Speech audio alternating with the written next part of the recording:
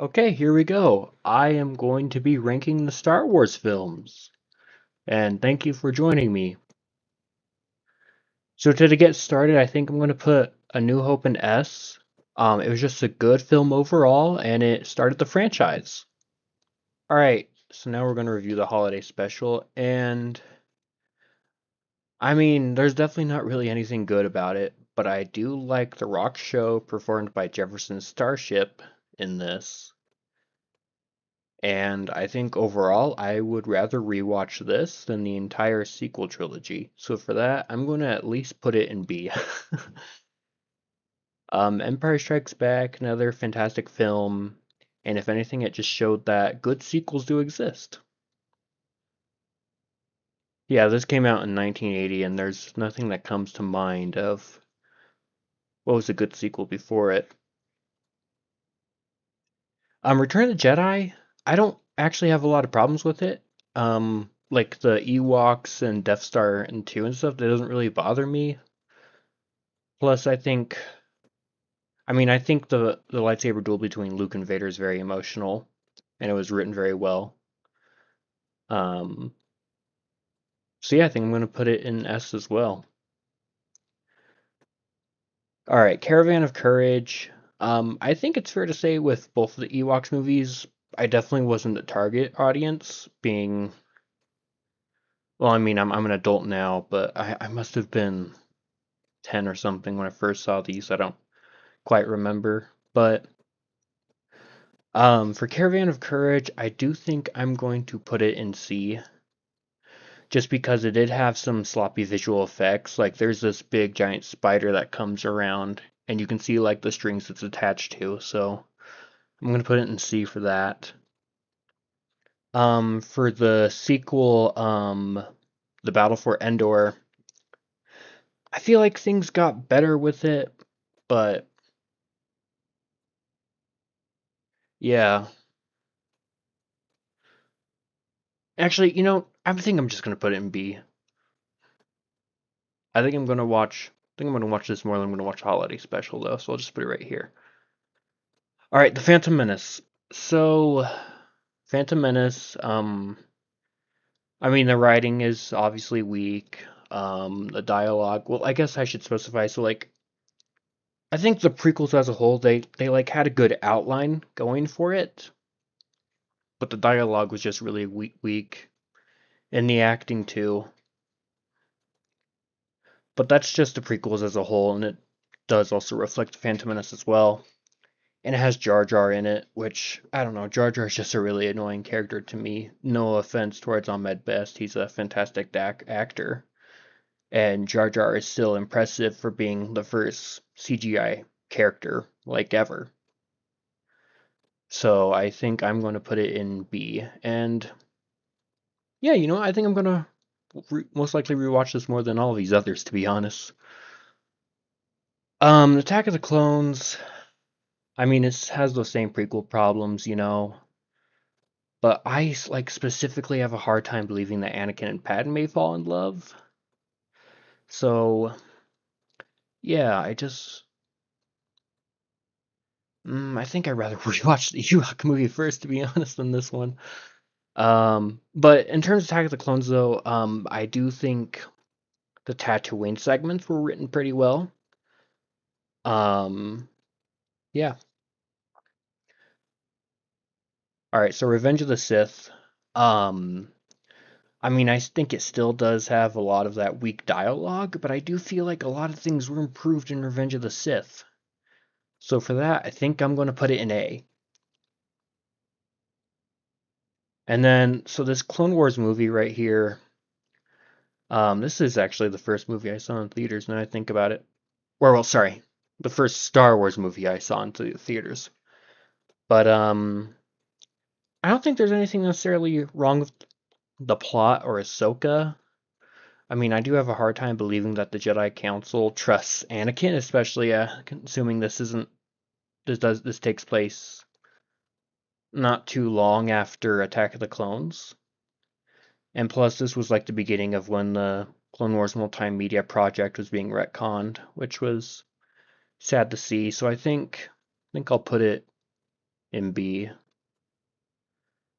The Force Awakens, I mean, it held a lot of promise, and yeah, it held a lot of promise, but then, well, I don't know, I'm just trying to comprehend what I'm trying to say, sorry, but I just didn't like it how, they introduced Starkiller Base as Death Star 3, and, then it destroyed the New Republic, and then, so then there was just a resistance in the First Order, and I just find that so annoying, because that's exactly what the original trilogy was, and that's basically what I'm just trying to say is that, like, the world building is weak in the sequel trilogy as a whole, and Force Awakens started that. So I'm gonna put it in C. I mean, it's at least better than the other two, but and we'll talk about that later.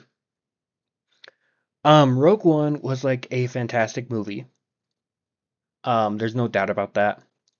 But I'm actually not a big fan of when they digitally brought back Peter Cushing and Carrie Fisher. So I think I'm just gonna put it in A tier. It's still a good movie. I don't know. I'm just not really a big fan of that, I guess. The Last Jedi.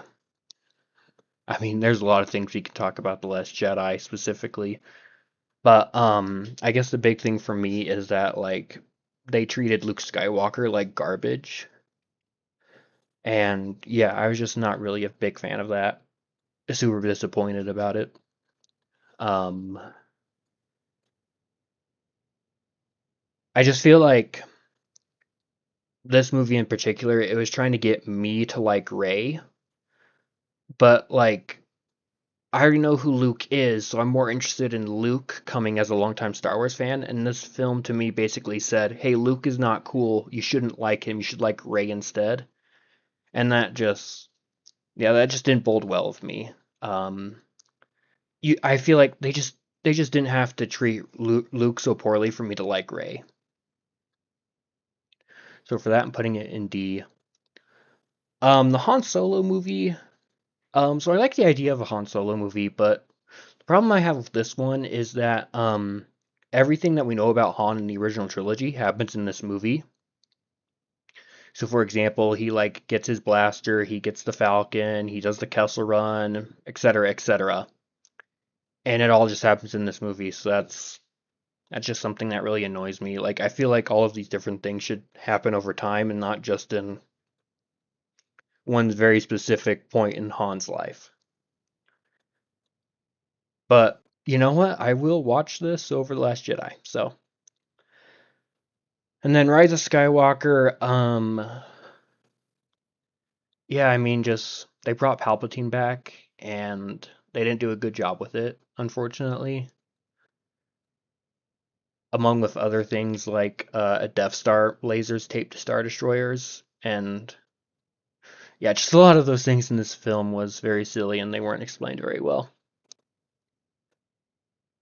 And for that, I am putting it in D. I should probably say what I'm putting in every category out loud, but I guess you could also see what I put on screen.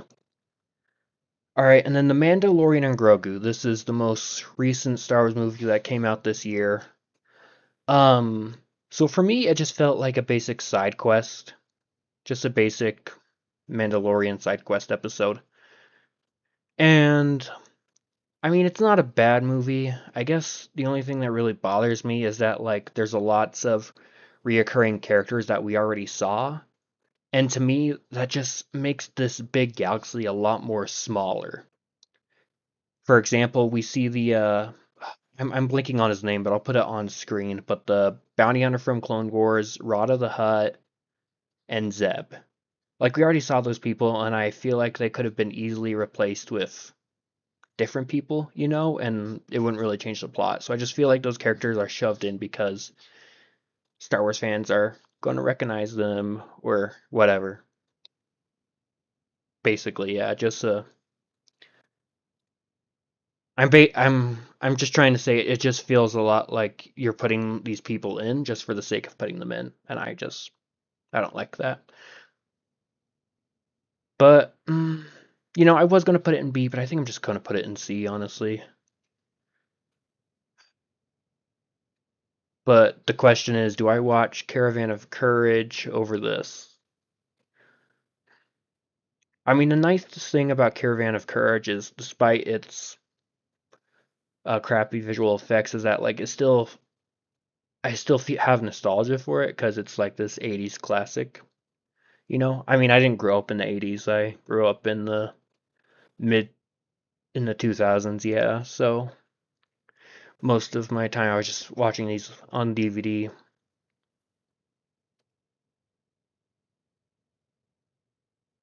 I guess I'll just. I think I'm gonna make.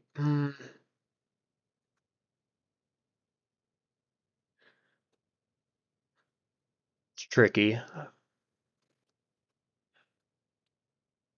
I guess I do kind of prefer this over Caravan of Courage. I mean, Mandalorian is cool. Is cool. Like, there's nothing that I specifically hate about that character. So yeah, and yeah, I think I'm changing my mind. I'm more likely to rewatch Caravan of Courage than this. I'm sorry, I can't do it. But yeah, that's my ranking of the Star Wars movies. And yeah, let me know what your thoughts are. And I will see you on the dark side of the moon.